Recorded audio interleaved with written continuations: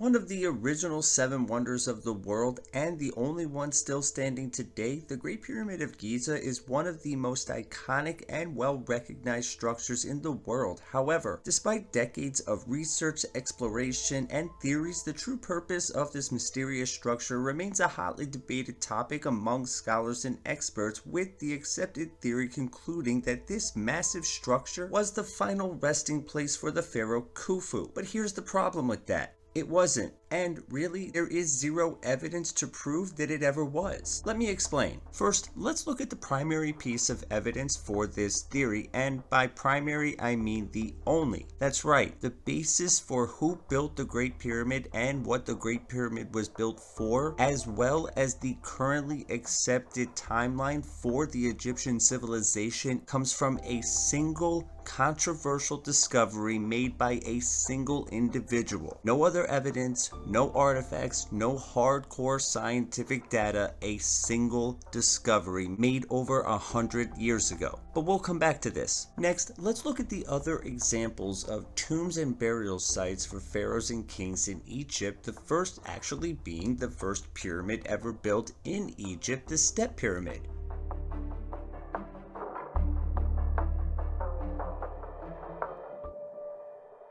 Constructed around 2700 BC, it is the final resting place for the first pharaoh of the third dynasty, Djoser.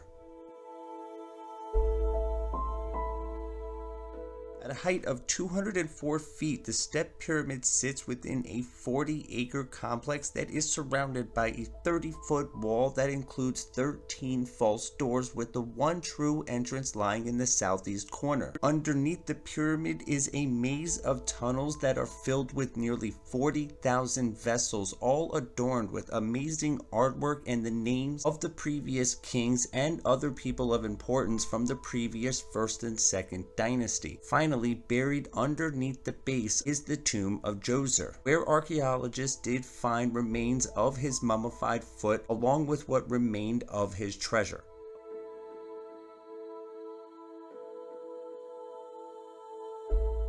Now we jump over to ancient Thebes, or modern-day Luxor, and we find the Valley of the Kings, a massive underground complex that was built for the pharaohs and kings over a 500-year time period from the 11th century BC to the 16th century BC. Now, within this massive underground complex, there are over 63 tombs, and these tombs contained thousands of chambers within them, and these chambers would have been for their priests, their concubines, their treasures, and whatever else they may need for the afterlife. And the entirety of this underground complex is adorned with amazing artwork, architecture, and prayers that would have been necessary to guide the pharaohs through the afterlife to the heavens and stars.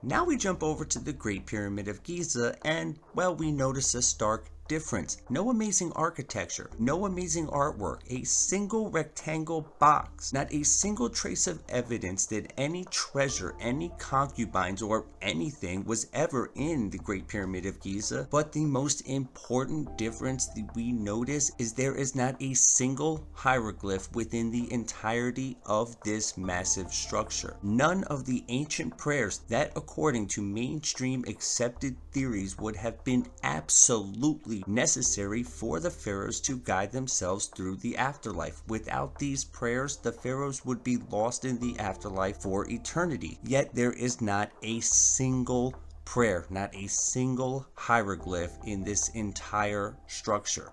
Except for one, that controversial discovery I mentioned earlier that was made back in 1837 by Major General Richard Howard Weiss. During his excavation of the Great Pyramid, Howard Weiss made arguably one of the greatest archaeological discoveries ever made when he discovered a previously unknown chamber above a previously discovered room, and within this chamber he found no artifacts, no treasure, and really nothing except for a single word on the ceiling, and this word, more importantly, this name, read Khufu.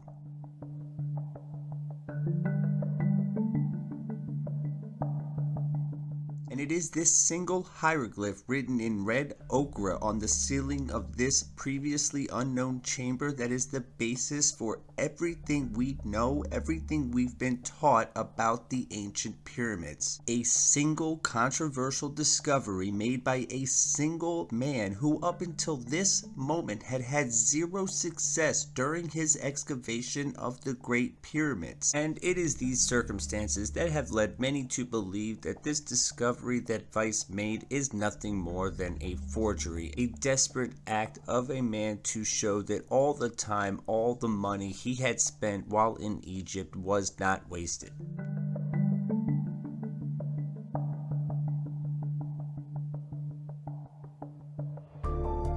But really, in the long run, it doesn't really matter if this single piece of evidence is legit or if it is a forgery, because really the smoking gun is the fact that, again, where are the prayers, the necessary prayers, according to modern day academic scholars, that are absolutely critical, necessary for the pharaohs to guide themselves through the afterlife. The fact that there is not a single prayer within the Great Pyramid of Giza leads me to believe that this great massive structure was absolutely not a tomb. That being said, if it is not a tomb, what is it? And of course, I want to hear all theories, no matter how crazy. Leave your comments below, leave your theories below, and let me know what you think the Great Pyramid of Giza could have possibly been.